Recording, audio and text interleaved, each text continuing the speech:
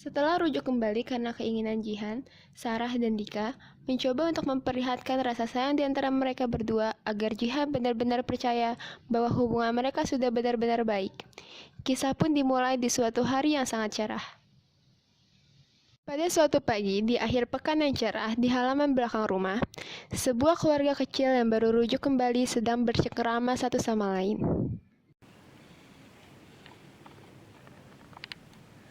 Gimana nak, sekolah kamu lancar-lancar aja kan?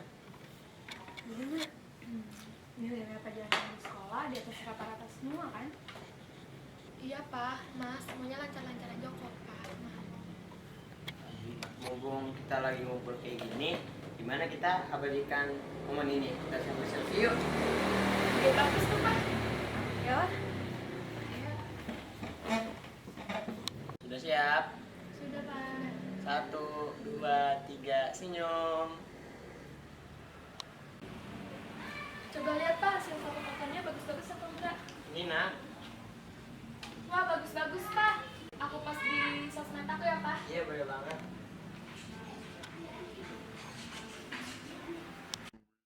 Sungguh indahnya melihat anakku bisa merasa sebahagia ini, walaupun hanya hal sederhana yang kita lakukan.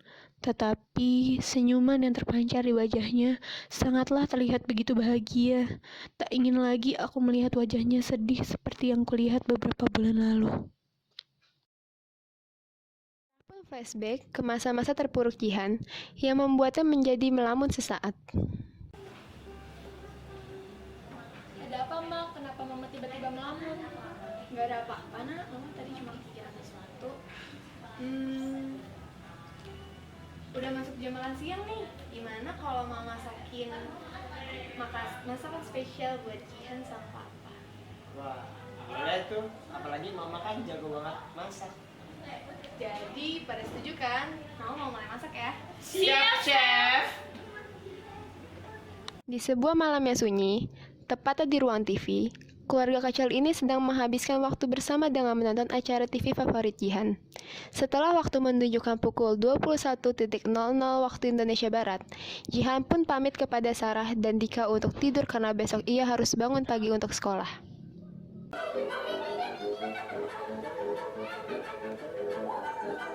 Lucu ya. Mah, Pak, di jam 9 ini aku pamit tidur ya. Iya nak. Tidur yang nyenyak ya. Jangan lupa berdoa sebelum tidur. Iya Mah, Ya, selamat tidur anak. Lebih indah ya.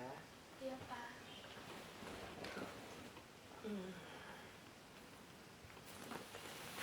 Akhirnya Jihan pun pergi ke kamarnya untuk beranjak tidur. Sedangkan di ruang TV masih ada Sarah dan Dika yang masih menetap di sana. Kesunyian sempat terjadi di antara mereka berdua. Sampai akhirnya Sarah mulai mencairkan suasana dengan memulai pembicaraan terlebih dahulu.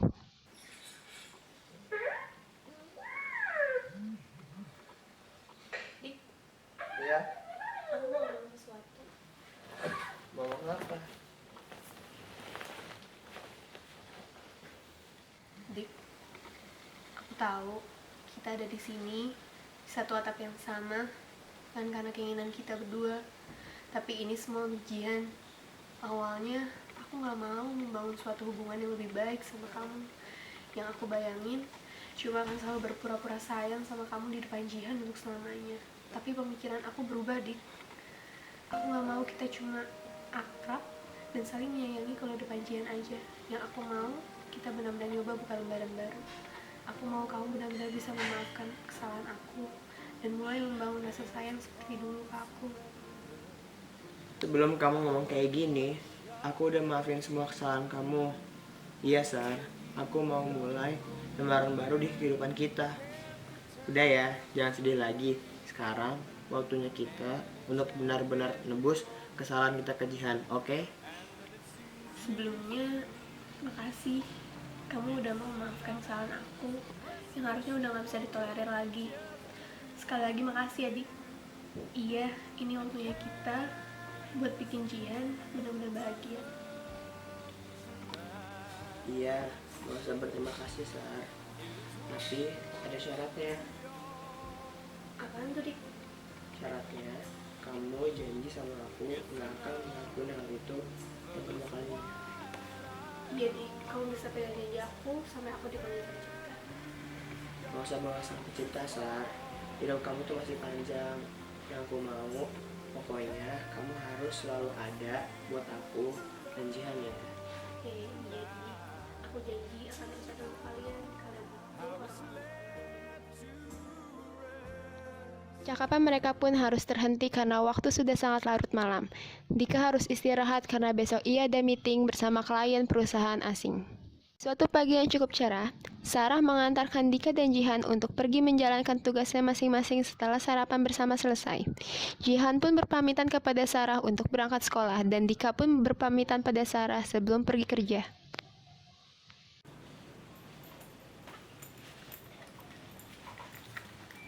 Ma, aku berangkat sekolah dulu ya, Ma. Udah telat nih. Hari ini aku jadi pengibar bendera loh, Ma. Doain aku ya, Ma. Wah, pasti keren ya anak lo pakai seragam paskibra. Ya, mau doain ya, biar lancar. Ya, Ma. Makasih. Pa, aku... Udah, kamu berangkat sama papa aja daripada kamu naik di sekolah mulu, nanti telat. Tapi bentar ya, papa mau pamitan sama mamamu dulu ya. Oke, Pa. Bener juga, Pa. Sar, aku berangkat kerja ya, doain perusahaan hari ini lancar. Iya, hati-hati ya. Tanpa aku minta juga pasti aku doain. Ya udah, ntar keburu Jihan telat, aku berangkat ya. Nah, Assalamualaikum. Salam. Ma, berangkat ya, Ma. Ya, salam.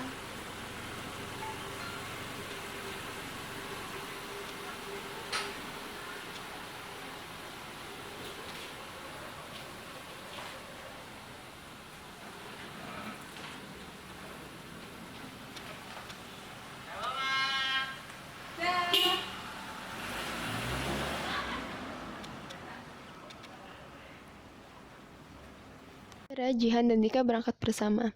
Tetapi sesuatu kejadian terjadi. Tiba-tiba Sarah merasakan pusing yang sangat hebat dan juga batuk berdarah.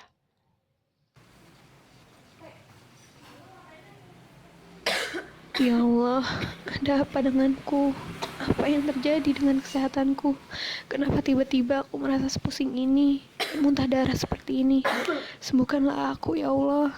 Aku masih ingin hidup lebih lama lagi. Rasa kegelisahan yang memuncak, Sarah memberanikan diri untuk mengecek kesehatannya ke rumah sakit sendirian.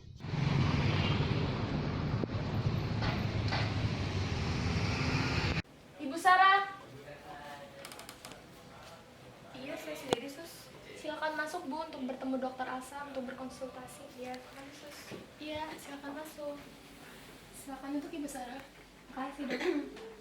Jadi, keluhan apa yang Ibu rasakan? Tadi pagi, saya mengalami sakit kepala yang sangat hebat dan tiba-tiba saya batuk berdarah. Apakah keluhan yang Ibu rasakan itu baru terjadi satu kali? Iya, Dok. Coba Ibu ingat-ingat lagi selama belakangan ini. Apakah ada keluhan lain yang terjadi? Sarah pun berpikir sejenak. Akhirnya Sarah mengingat keluhan lain yang ia rasakan. Iya, saya baru ingat, Dok. Saya suka merasa kehabisan nafas dan juga suka kelelahan tanpa alasan. Padahal saya tidak banyak melakukan aktivitas berat di rumah. Kalau saya sarankan, lebih baik Ibu ulasan terlebih dahulu. Lalu jika hasil sudah keluar, baru Ibu kembali lagi ke sini. Baik, Dok. Hari ini saya akan melakukan ronsen juga. 1 hari kemudian, Sarah kembali lagi ke rumah sakit untuk mengambil hasil ronsen. Sebelumnya ia juga telah membuat janji dengan Dokter Asa tempat ia berkonsultasi. Setelah mengambil hasil ronsennya, ia bergegas menuju ruang tunggu dokter. Tak disangka Sarah mengidap penyakit yang menyerang paru-paru, dan penyakit itu cukup serius. Dokter Asa pun menyarankan untuk konsultasi dengan dokter spesialis paru-paru, karena ia sudah tidak bisa menangani penyakit yang Sarah idap. Setelah selesai berkonsultasi dengan Dokter Alsa, sebagai dokter umum rumah sakit tersebut, ia pergi ke bagian administrasi untuk menanyakan apakah dokter spesialis paru-paru hari ini sedang sibuk atau tidak. Mbak, jadi saya ingin membuat janji dengan dokter paru-paru. Apakah dokter paru-paru di sini sedang sibuk atau tidak untuk hari ini? Ya, saya lihat dulu. Iya. Kebetulan sudah tidak sibuk. Oh, baik. Jadi saya bisa ke ruangan atas nama dokter siapa? Dokter Henry. Silakan saja masuk di teras sebelah sana. Terima kasih, Mbak. Sama-sama.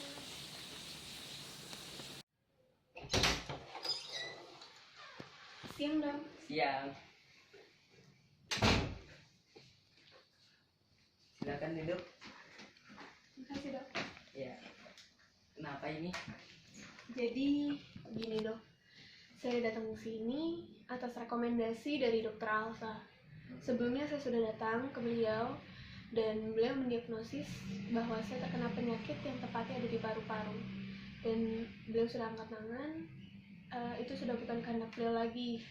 Jadi dia menyarankan saya untuk datang ke dokter sebagai dokter spesialis paru-paru. Jadi begitu keluhan saya, Dok. Bagaimana menurut kesimpulan dokter? Apa penyakit yang saya derita? Sebentar ya Bu, coba saya lihat hasil ronsennya.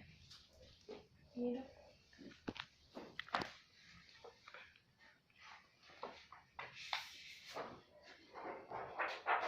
Pertandingan kembali terjadi. Sarah sedang menunggu hasil pemeriksaan sang dokter dari hasil ronsennya. Ya.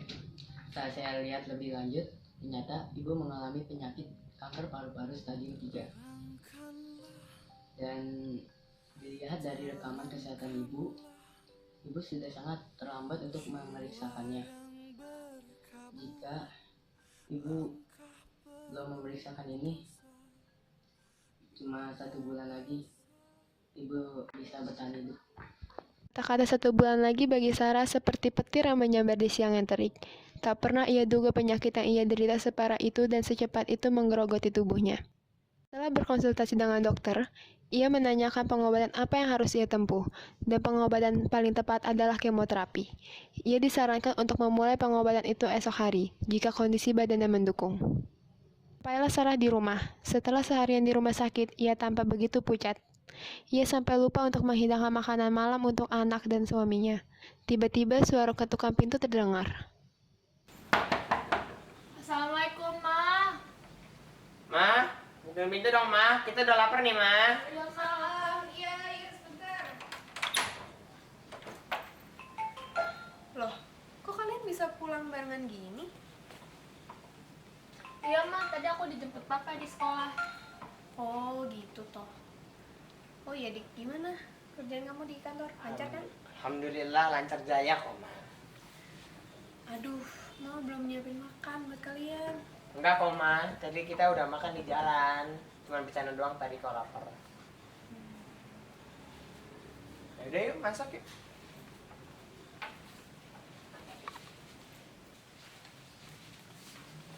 Nah, kelihatannya mama kamu capek banget tuh. Sekarang kamu masuk, terus istirahat ya, bersih-bersih. Oke, Pa. Sar, aku lihat kamu belakang gini, kok berubah sih? Ada hal ganjil menurut aku. Emang ada apa? Aku mau ngomong deh sama kamu. Tapi di kamar aja, biar nggak kedengeran Cia. Oh, yaudah yuk. Ayo ke kamar.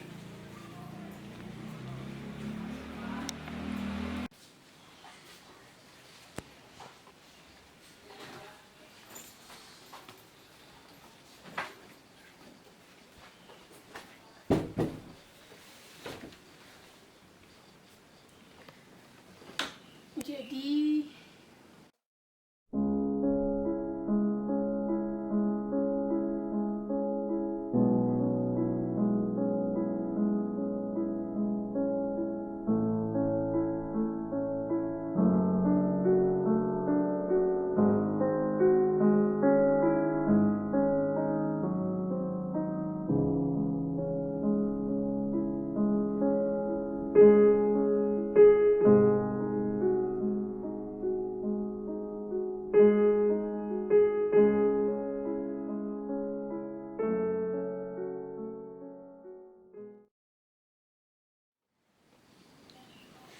Aku yakin kok kamu bisa ngelakuin ini bareng-bareng.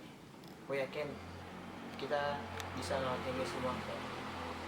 iya, awan semangat untuk sembuh demi kamu dan Cia. Tapi ada satu pesan aku. Selama aku pengobatan, aku harap Jian nggak tahu yang sebenarnya terjadi. Aku nggak mau dia kepikiran. Jadi sebaiknya dia cuma tahu kalau aku cuma kerja di luar kota. Ya udah kalau itu mau kamu. Demi hari pun terus berlanjut. Apa yang diinginkan Sarah dipenuhi oleh Dika. Alhasil yang Jihan ketahui, Sarah sedang dalam keadaan sibuk kerja di luar kota. Padahal kenyataannya, Sarah sedang berjuang melawan kanker yang menggerogoti tubuhnya itu. Tak terasa waktu yang diperkirakan Dr. Hendrik tentang jangka waktu Sarah dapat bertahan hidup akan berakhir sepekan lagi. Dika sudah habis-habisan membiayai pengobatan Sarah. Kendaraan telah habis terjual. Perhiasan milik Sarah juga telah habis dijual untuk pengobatan Sarah. Pihak rumah sakit sudah memberitahu Dika, jika tunggakan biaya pengobatan Sarah tidak dilunasi dalam 2 hari lagi, maka alat-alat penunjang kesehatan Sarah akan dilepas. Kondisi Sarah juga belum tergolong membaik, hanya ada sedikit peningkatan. Dan kini, Dika dalam keadaan sangat bingung, hingga akhirnya ia mendapatkan satu jalan. Satu-satunya jalan, aku harus bernegosiasi dengan pihak rumah sakit untuk bisa memberikan dispensasi waktu untuk biaya tunjangan pengobatan Sarah. Semoga jalan ini berhasil ya Allah, supaya alat bantu hidup Sarah tidak dilepas. Begini Mbak, saya ingin menanya tentang soal pembayaran Ibu Sarah. Ya, jadi bagaimana Pak soal pelunasannya? Begini Mbak, bisa nggak Mbak dilamain Mbak, kayak 2 hari atau 3 hari gitu Mbak? Bagaimana ya Pak? Tapi memang itulah tempo yang sudah diberikan dan itu sudah ketentuan rumah sakit Pak. Tapi saya sudah minjem dari perusahaan tempat saya bekerja, dari teman-teman saya, dari keluarga saya, tapi belum cukup Mbak dananya. Coba Mbak bilang ke atasan atau yang lain Mbak, bisa nggak Mbak? Saya mohon banget buat didispensasi Mbak 2 hari atau 3 hari. Saya akan bawa sertifikat rumah saya Mbak untuk sebagai jaminan. Baiklah Pak, saya akan mempertimbangkannya terlebih dahulu. Makasih ya Mbak ya. Bisa Pak. Kita menunggu sekitar 20 menit untuk menunggu jawaban pasti dari sang administrasi. Bapak Dika. Iya Mbak, saya. Pak, setelah kami dari pihak rumah sakit mempertimbangkannya, hasilnya yaitu Bapak akan kami berikan tambahan waktu selama 2 hari. Tetapi, jika dalam tempo waktu yang telah diberikan Bapak belum bisa melunasi tunggakannya, terpaksa sertifikat tanah dan rumah Bapak akan kami sita. Alhamdulillah Mbak. Ya, saya akan berusaha semampu saya untuk bayar 2 hari itu ya Mbak. Makasih ya Mbak ya. Iya Pak, sama-sama. Alhamdulillah ya Allah. Waktu yang diberikan pun telah usai. Berkat segala ikhtiar dan doa yang dilakukan Dika selama 3 hari belakangan, akhirnya uang pinjaman dari perusahaan telah berhasil dicairkan. Dika pun segera membayarkan tagihan biaya pengobatan Sarah hari itu juga. Setelah masa-masa menyulitkan karena persoalan tunggakan sudah berhasil ia lewati, kini tinggal akankah Sarah dapat bertahan hidup atau tidak?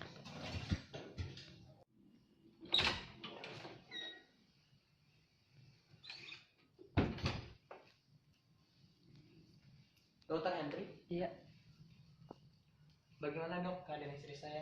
Dokter bilang istri saya kurang lebih hidupnya tinggal 1 bulan hari lagi dok. jadi begini Pak. Kami telah melakukan yang terbaik untuk istri Bapak. Sekarang kita tinggal menunggu hasilnya saja. Lebih baik Bapak berdoa saja yang terbaik untuk istri Bapak. Makasih dok ya. Dika pun beranjak dari tempat ia bertemu dengan Dr. Hendrik ke sebuah musola rumah sakit untuk berdoa kepada Allah. Setelah itu, ia pun pergi menemui Sarah yang sedang terbaring lemah di atas ranjang rumah sakit.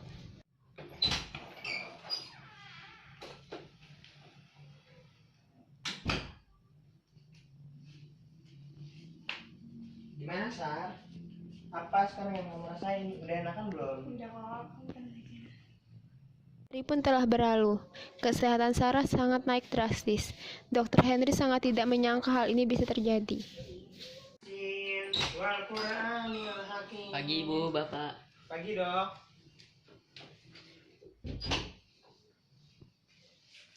Coba saya cek kesehatan Ibu dulu. Ya iya, silakan dok. Tangan.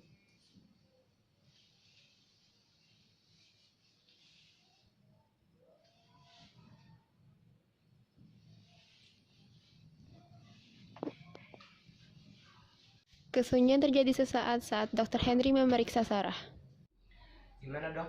hasil pemeriksaan dokter. Sungguh tak terduga, kesehatan Ibu Sarah sangat menaik drastis. Dika dan Sarah sangat bahagia mendengar kabar ini. Untuk lebih akuratnya, saya akan memeriksa Ibu Sarah dengan PET. Apakah di dalam paru-paru Ibu Sarah masih terdapat sel kanker atau tidak? Alhamdulillah ya Sarah, semangat ya, kami sembuh kok. Setelah Sarah diperiksa untuk menggunakan PET oleh sang dokter, tak lama hasil pemeriksaan pun keluar. Pagi Bu, Pak. Pagi dok. Setelah saya cek dari hasil saya, sel kanker di paru-paru Ibu sudah nihil. Alhamdulillah. Selamat ya Bu, Pak. Kalian telah melewati fase-fase ini dengan tegar. Masih banyak ya dok ya. Ya. Kalau nggak ada dokter, istri saya sudah nggak tahu. Makasih sekali lagi dok. Ya, bersyukurlah kepada Tuhan Yang Maha Esa. Masa-masa sulit pun berhasil dilewati oleh Sarah dan Dika. Setelah beristirahat selama sepekan di rumah sakit untuk melihat perkembangan kesehatannya, akhirnya diperbolehkan kembali ke rumah. Kini Sarah telah hidup normal seperti sedia kala. Jihan banyak meraih prestasi di sekolahnya, dan Dika sukses di urusan kantornya. Semua hutang-hutang untuk pembayaran biaya rumah sakit Sarah sudah dapat dilunasi semua. Dan akhir dari cerita ini, keluarga kecil ini hidup bahagia. Belakangan ini, apakah ada keluhan lain yang terjadi? Tapi ini semua untuk Sarah. Apakah di dalam paru-paru Ibu Sarah? Salam bisa istri saya. Pak, sungguh tak terduga kesehatan